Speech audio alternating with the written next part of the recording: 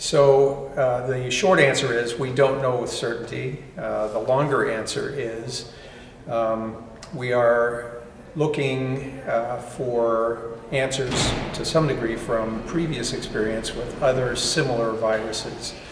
And immunity to viruses can be broken down into shorter term and longer term. So there are antibodies that we produce that are present in our bloodstream and fight off the virus attached to it and make it essentially inert.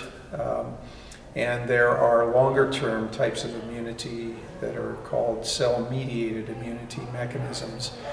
We know that from previous coronavirus data that the longer term immunity, the cell-mediated immunity, can last for years, up to 10 to 11 years. We know, for example, with the SARS virus, the shorter term antibody immunity we can measure, we know it's there, and it probably also lasts for years. What we don't know with certainty at this point anyway is what the mutation rate and the morphing rate of the virus is, and whether the immunity to today's version of COVID-19 is going to carry over years down the road with the mutation rate of the virus. So short-term answer is we do know that there will be immunity. We think it probably will last for years, but we don't know what the virus has in store for us.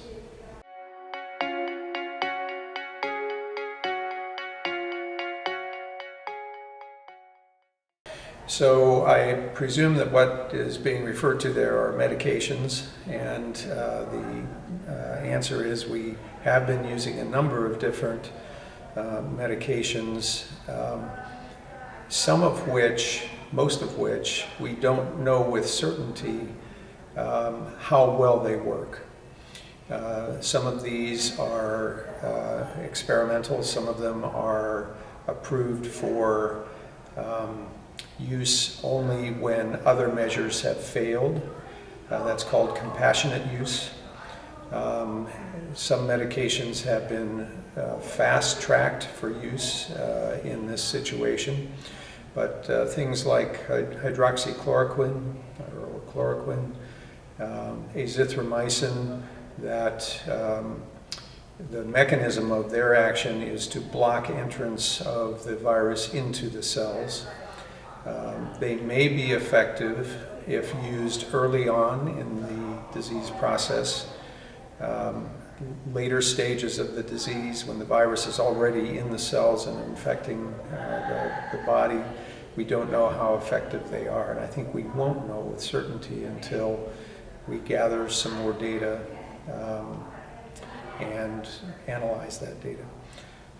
Other medications, remdesivir and other antiviral medications, have shown promise. Most of that is anecdotal. There have been no controlled studies, but we are using those medications and they have appeared successful in a number of cases here at Overlake.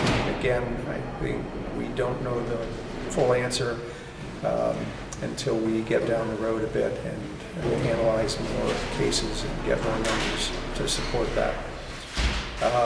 And one other option for treatment, you may have heard of the cytokine storm phenomenon. This is when the body and its immune system mounts such a powerful response to the virus that the immune response becomes, in essence, the enemy. It becomes pathologic and overwhelms our bodies. So there is a medication, tocilizumab, which is a recombinant product that blocks the immune response mechanism and blunts it so that the body can heal itself, but not react to the virus. So that has actually shown promise in at least one case we've had here at Overlake where that was used.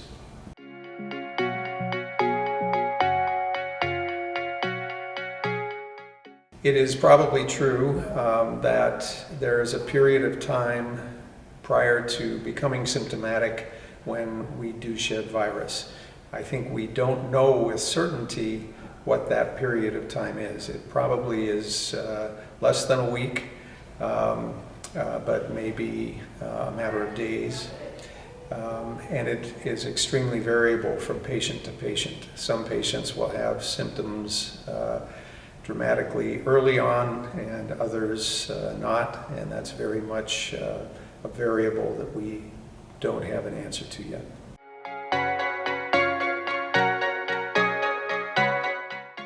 Again, as I alluded to earlier, antibodies measure one phase of our immune response. An IgG antibody does indicate that someone has been infected in the past. I think this will be important as we go through the recovery phase of this epidemic, this pandemic, in pinpointing who has been infected. That may also inform to some degree who was asymptomatic for what period of time ahead of time before they became symptomatic, and it will also be helpful, I think, in our healthcare workforce in finding out who is safe, presumably, to work with COVID patients, who has been infected, and perhaps was asymptomatic. I think these are questions and answers that we don't have a final response to yet, but I think these will be important pieces of information to put together as we recover from this.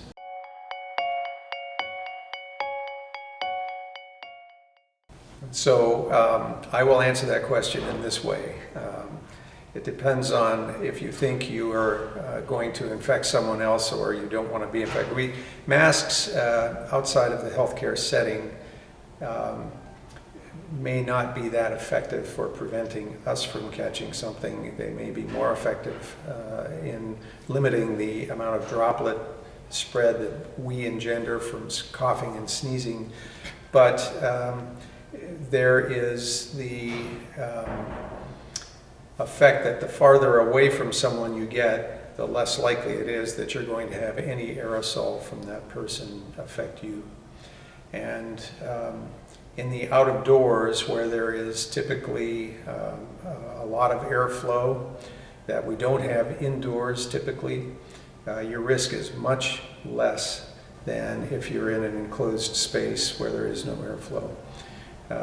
I think the risk is actually fairly minimal so long as you keep the 6-foot distance, even though some people say that's a minimum distance. I think when you're in the out of doors, it's a very different environment than an enclosed space. So I don't believe so long as you keep that distance that masking is going to be that beneficial, and I think we just need to practice safe distancing.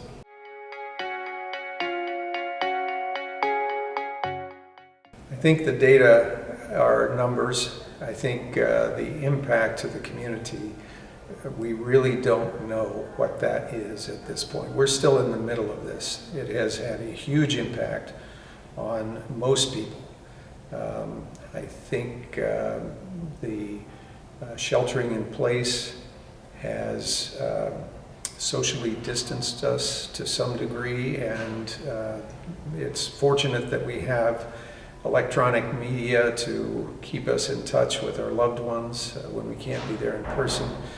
But the numbers and the people who have been affected from this, I think there's a ripple effect, and the numbers themselves don't really reflect the effect on society as a whole and communities in general. I think we also are still in the process of working through this. And as we know from other disasters, sometimes the effects aren't felt until you get past that immediate, intense immersion phase and start to recover, so that weeks and months later, the community, I think, will still be recovering emotionally, financially, and we just don't know exactly what that impact is going to be, and probably won't know for a number of months.